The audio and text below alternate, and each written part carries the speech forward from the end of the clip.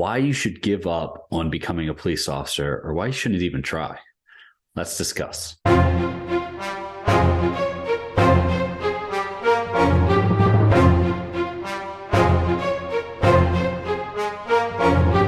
Stick with me on this one. It's going to be a little bit different, but I promise you the end goal is always the same, making sure you become a police officer. And to help with that, we have those two gifts down below. First one is getting started as a police officer. It's going to walk you through every step of the hiring process. Please, please, please do not submit an application or a police questionnaire before you watch that. And if you already have, or if you're in the process, definitely watch it to help with each incoming step that you're going to have afterwards.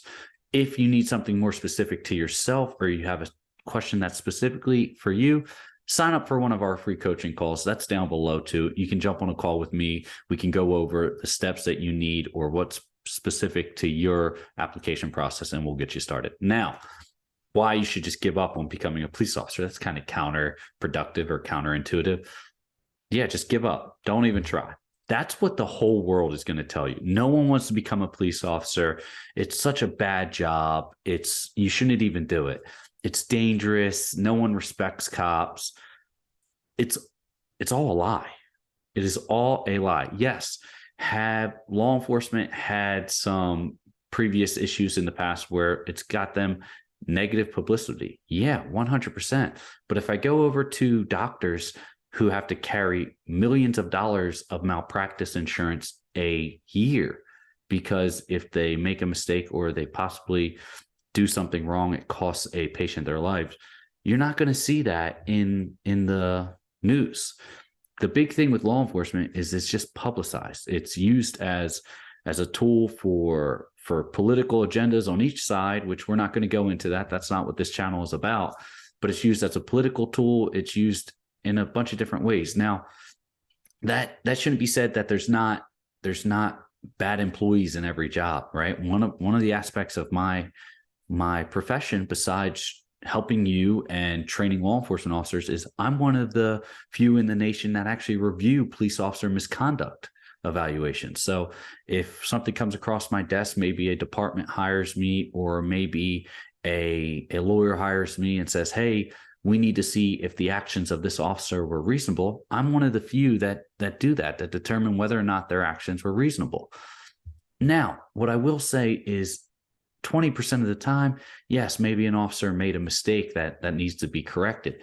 80% of the time, it's just an officer doing their job, following the law and the policy the best they can. What you need to know is those are just the few that come across my desk out of that hundreds of thousands of officers out there patrolling the streets and serving their community. For you, you're going to get a lot of pushback. And the reason we're doing this video is because you need to understand that you're going to have mental toughness, or you're going to need mental toughness to make it through not only this hiring process, but this profession. I'm not going to give you dreams of grandeur here. It's not an easy process. I've said this before. It's easier to become the president of the United States than it is to become a law enforcement officer. And whether law enforcement agencies are really short-staffed right now, so it might seem like it's an easier process, and it's not an easier process. It's just they're putting more emphasis on streamlining the process. Before you're getting hired or you're going through the hiring process, they have positions filled. They might be short a couple positions, so they're meandering along the hiring process. Now they're streamlining it, trying to make it as fast as possible, trying to make sure that every academy is filled.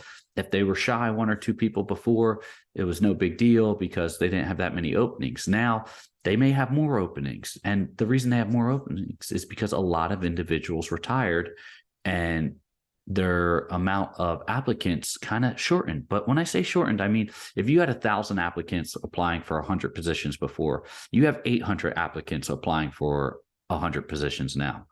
And that's not the only factor. You've heard me say before that academy size limitations are a huge factor. So no, when people say, oh, you shouldn't become a cop, no one likes cops, no one respects cops, that's not true. People love and respect law enforcement officers, especially the good ones, right? So if you're doing what you're supposed to, you're going to have a very fulfilling, rewarding career. And that's exactly what law enforcement is. It's a rewarding career.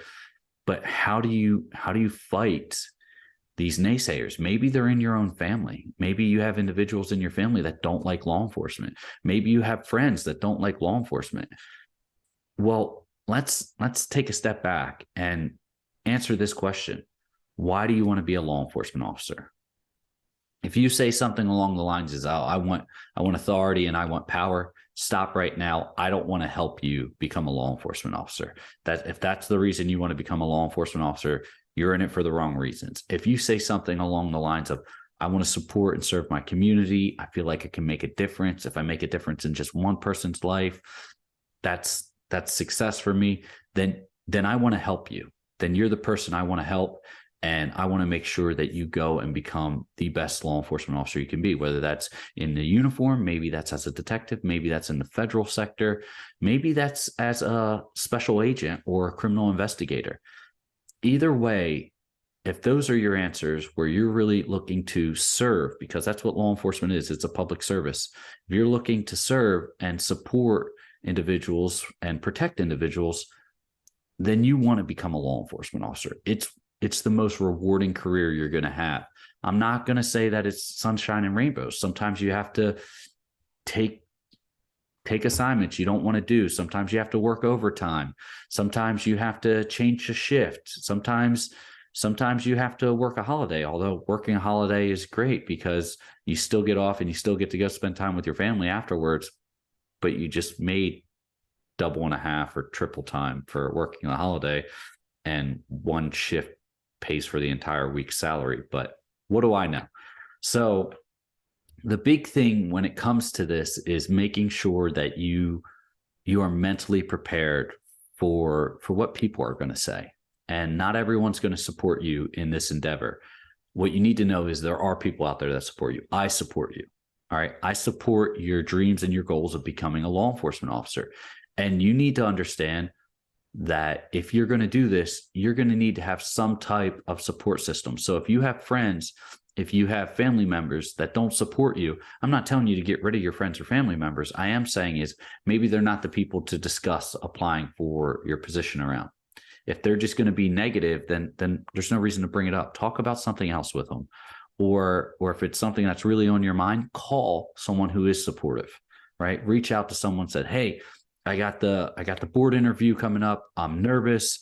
What do I do? Reach out and sign up for a call with me. I'd be glad to help you if you can't find anyone else.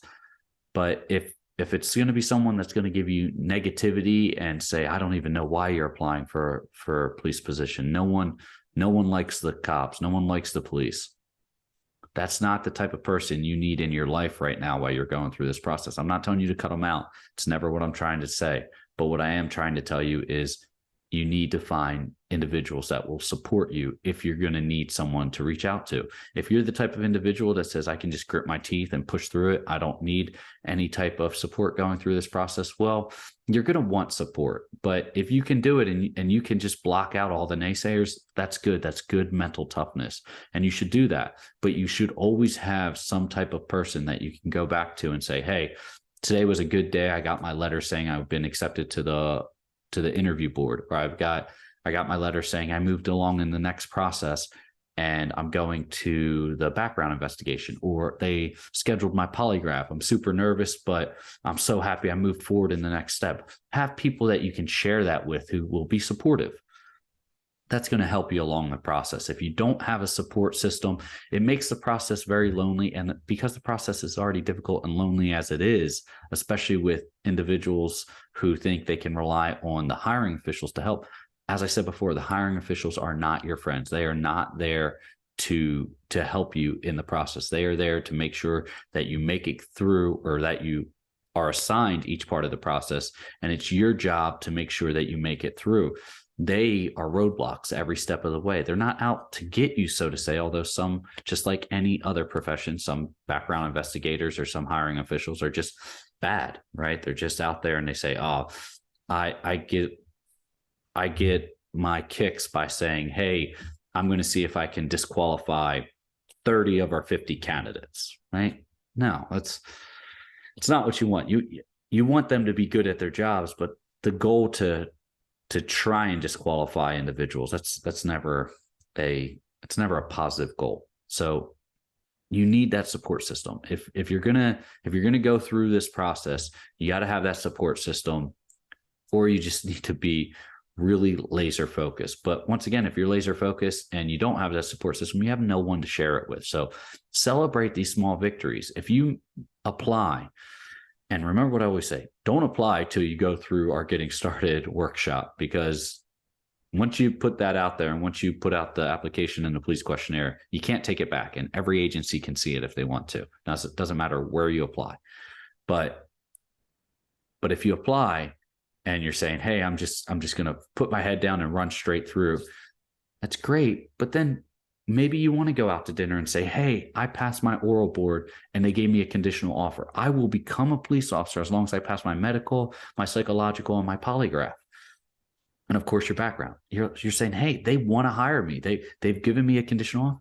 Go out and have dinner with your significant other, or go out and have dinner with, or go get ice cream, whatever it is, whatever you want to do, go celebrate that small victory. If you can't celebrate that small victory, then what are you working towards? Are you going to celebrate when you make it to the academy? Are you going to celebrate after the academy?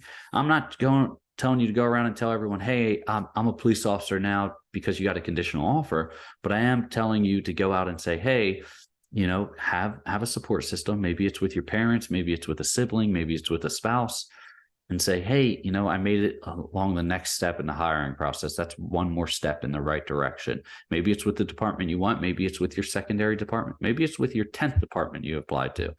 It's just have that set up, have that ready to go, because these are the type of things that if you can't celebrate small victories now, you're not going to be able to celebrate small victories later, like being on the force for a year, or being on the force for 5 years, or going and processing your first arrest by yourself, because that can be nervous. You're taking away someone's liberty, right? But you got a bad person off the street. So keep all this in mind.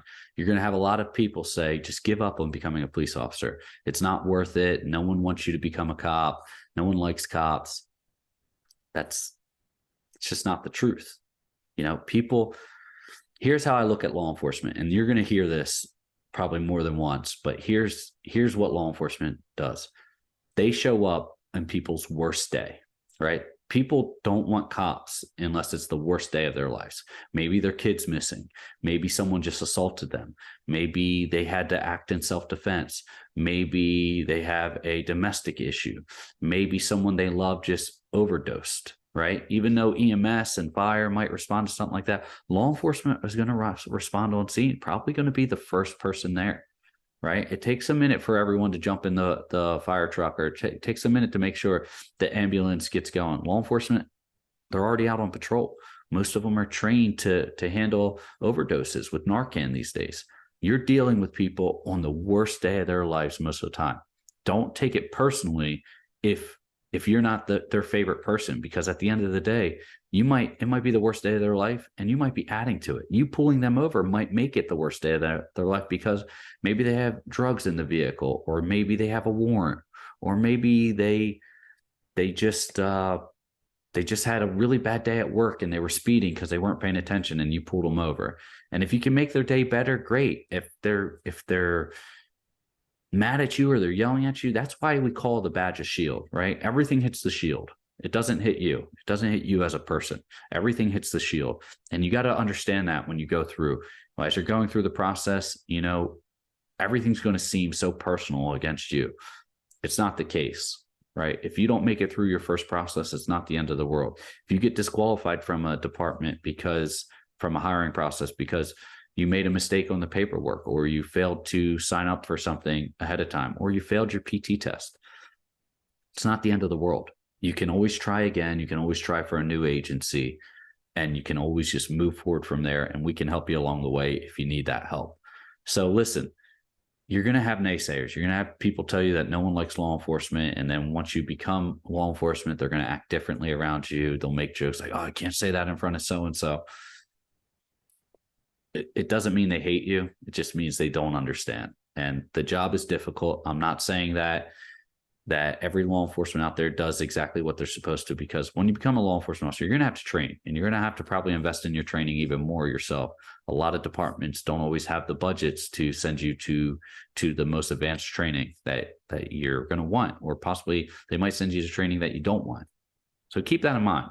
It's not always just going to be, hey, yep, thank you for what you do, although you do get that a lot more than people admit. I can tell you I've had a lot of great interactions where people have come up to me and just say, hey, thank you for what you do. We appreciate it. And it's heartwarming. It really is. So listen, avoid the naysayers. You're supported. I support you. You're able to do this. You're able to get through the hiring process no matter what hurdles and roadblocks you face. I'm here. We're all here. We support you. It's an honorable profession. You make sure you do it right.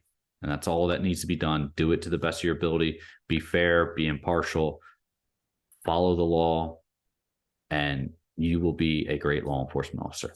Those gifts are down below for you. If you need to know what's going on, well, you need to know what's going on in the hiring process.